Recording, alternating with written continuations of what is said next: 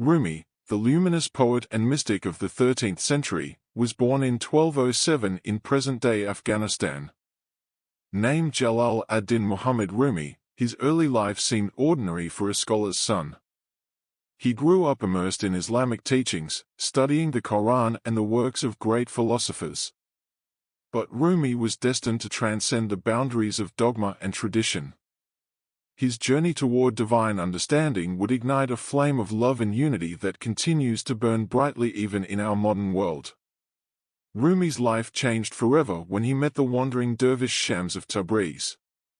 Shams was no ordinary teacher, he was a spiritual mirror, a provocateur who shattered Rumi's intellectual ego and opened his heart to the transformative power of love. Their bond was unlike anything seen before. Shams awakened a divine ecstasy within Rumi, leading him to pour his soul into poetry.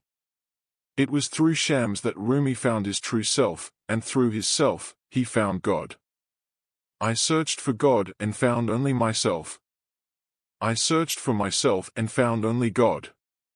In this profound realization lies the heart of Rumi's teachings. The journey inward is the journey to the divine. Rumi's beliefs were rooted in love, unity, and the dissolving of all barriers that separate us from one another. He saw God in all things, beyond the confines of religion or creed.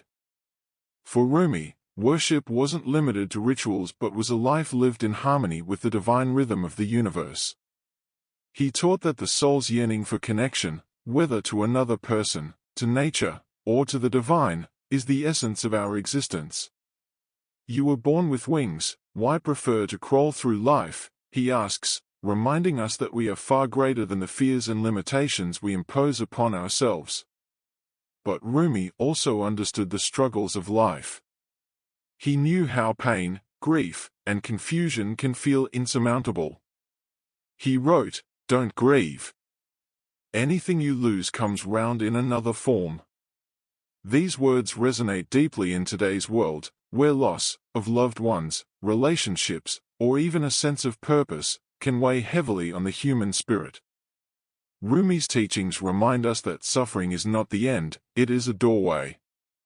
Every heartbreak, every failure, every struggle contains the seed of transformation. In our modern age, we are plagued by disconnection. We scroll through endless feeds, searching for meaning, yet feeling more isolated than ever. Rumi's wisdom speaks directly to this void. He writes, "The wound is the place where the light enters you." It is in our brokenness, in the places we try so desperately to hide, that divine grace finds its way in. When we embrace our imperfections, we discover that they are not obstacles to love and understanding but pathways to them. Rumi's religious outlook was revolutionary for his time and remains profoundly relevant today. He saw all religions as rivers flowing into the same ocean. In an era where differences often lead to division, Rumi's vision of unity reminds us of our shared humanity. He believed in breaking down walls, between people, between nations, and even between the self and the divine. His poetry invites us to step beyond labels and judgments, to see the soul within every being. Out beyond ideas of wrongdoing and right-doing, there is a field. I'll meet you there.